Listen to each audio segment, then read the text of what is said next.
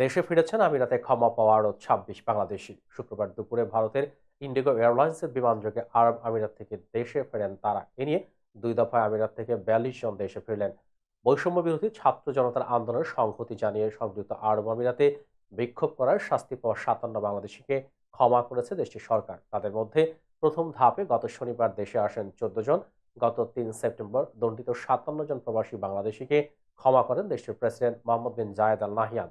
সেদিন প্রধান উপদেষ্টার কার্যালয় থেকে পাঠানো বিজ্ঞপ্তিতে বলা হয়েছে, সংযুক্ত আরব আমিরাতের ফেডারেল আদালতে এর আগে দোষী সাব্যস্ত হওয়া ৫৭ বাংলাদেশিকে সংযুক্ত আরব আমিরাতের প্রেসিডেন্ট মোহাম্মদ বিন জায়েদ আল নাহিয়ান ক্ষমা করেছেন। শিগগিরই তাদের বাংলাদেশে পাঠানো হবে। সংযুক্ত আরব আমিরাতের সংবাদ মাধ্যম গালফ নিউজের প্রতিবেদনে বলা হয়, দেশটির প্রেসিডেন্টের নির্দেশের সঙ্গে সঙ্গতি রেখে attorney general chancellor doctor Hamad Al Shamsi সাজা বাস্তবায়ন বন্ধ করার ও নির্বাসন প্রক্রিয়া শুরুর আদেশ জারি করেছেন। অ্যাটর্নি জেনারেল সংযুক্ত আরব আমিরাতের সব বাসিন্দাকে দেশের আইনকে সম্মান করার জন্য আহ্বান জানিয়ে জোর দিয়ে বলেছেন, মতামত প্রকাশের অধিকার রাষ্ট্র ও এর আইনি কাঠামো দ্বারা সুরক্ষিত।